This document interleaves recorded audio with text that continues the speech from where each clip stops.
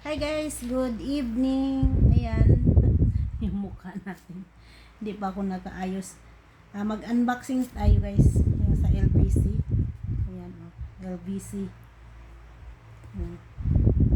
Unboxing tayo. Ano ba tong cellphone ko? Nag-ano. Yan o, selyado pa yan siya. Buksan natin. Unboxing tayo.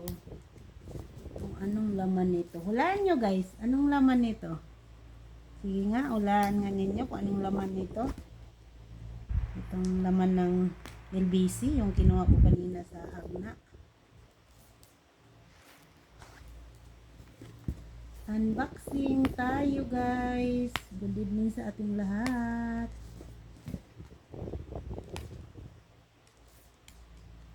Lagyan natin isa-isa para hindi siya masira. Ay, hirap naman. Tapos, ito daw ang paano mag-open. Ito. Ganito pa.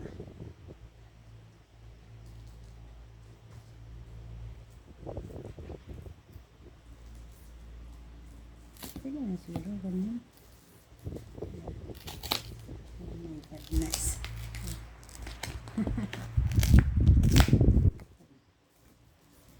Tadan!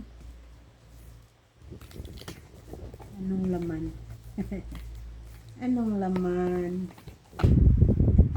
Laki ng box guys. Pero ang laman nito, ang konti lang. Ang laman is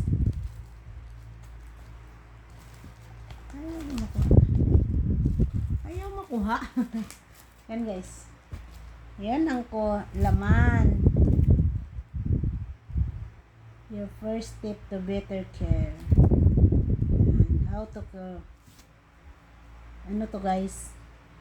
Card to. Ang taba ko tingnan dito sa ano na to dahil nakapokus yung camera sa akin. Ayan. Ito yung laman. Napakalaki ng laman, oh. Alaganan, oh. Galing Manila. Yan. LBC. Yan. Okay. Pero ang laman is ito lang. Ito na. Yan, oh. Yan. Ito na siya. Yan. Yan.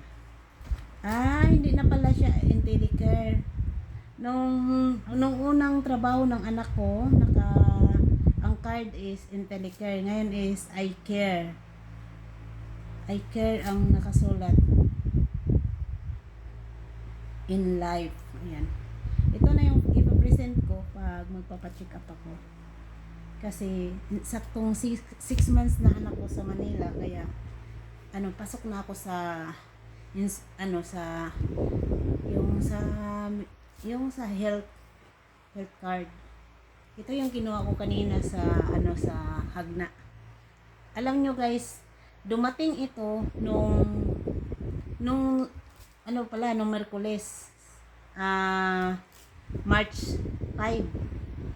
Ngayon, hindi ko nagbasa sa cellphone ko. 4 kasi yung cellphone, yung isang cellphone nandoon nag-text yung LBC na pwede ko na pick upin sa Hagna. Kasi ang sabi ko sa anak ko, ihulog niya sa Hagna na lang, wag na i-deliver dito para hindi nga magtagal. Ako lang ang magpipick up dun sa Hagna.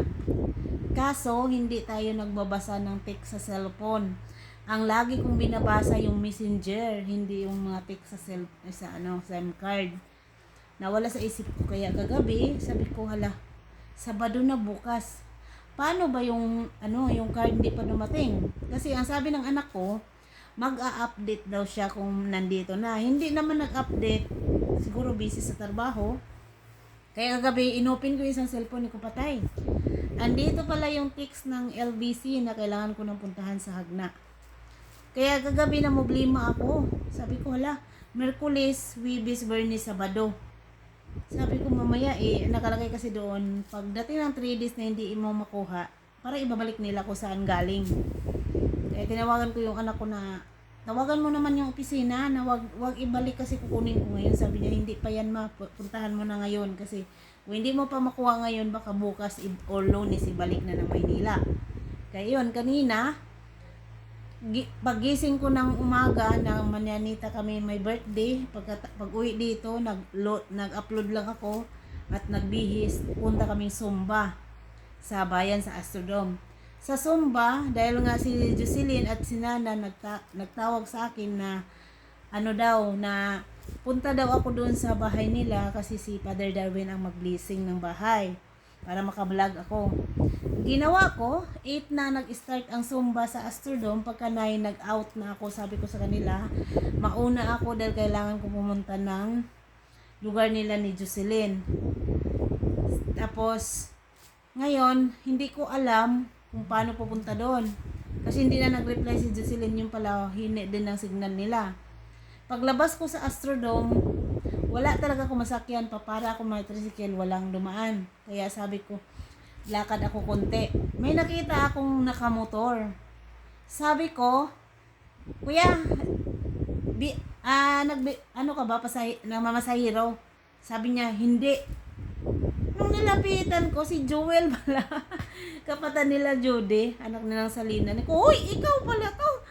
Sabi ko, baka pwede naman ihatid mo naman ako doon sa Kamaniko. Kamaniko ba yung lugar nila ni Nanan? Sabi niya, kanino? Sabi ko, Nanan nga, na yung anak nanay niya si yung taga-Taytay.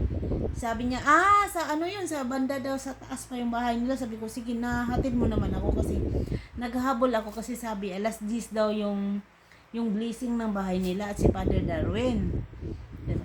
Ng buhok ko. Ngayon guys, naabuti si Joel, naawa din sa akin kasi nakiusap ako dahil wala akong masakyan.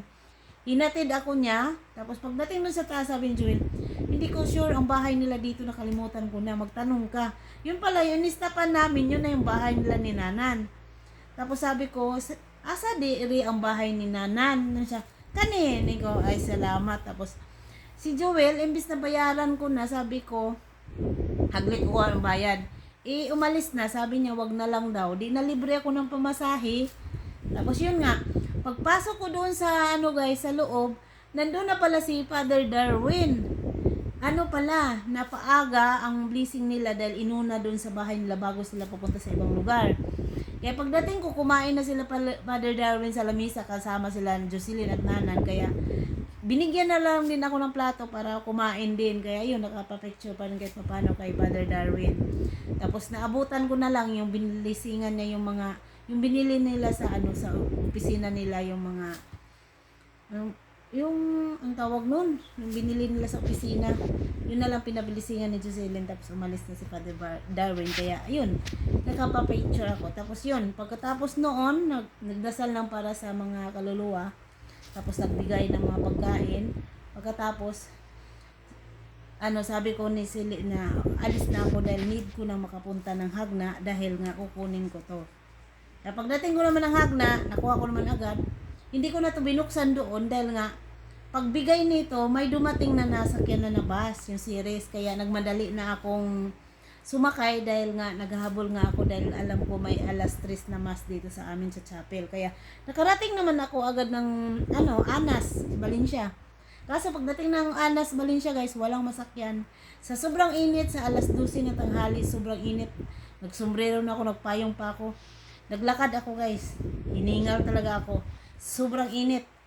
Pagdating noon sa bago dumating ng Tubod, yung may labahan doon, dumating yung sakyanan ng yung maghahatid ng mga cake ng mga nag-birthday.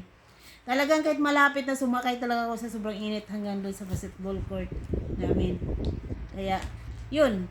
Tapos pag uwi ko dito, hindi ko na ito nabuksan nga dahil nga nag-relax lang ako konti at naligo dahil si Simba nga. Ayun guys, thank you for watching. Ito lang po.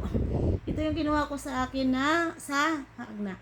Kaya sa anak ko, thank you na pinadala mo na to. Malaking bagay ito sa akin kung magpa-check up ako. Ayan guys, yun lang po ang ating kwento dito sa ating pag-unbox ng LBC. Ayan. Hinulog siya ng linggo ng hapon, Lunes, Martes, Miyerkules, bali 3 days. Okay guys, thank you for watching. See you sa aking next video. Bye-bye.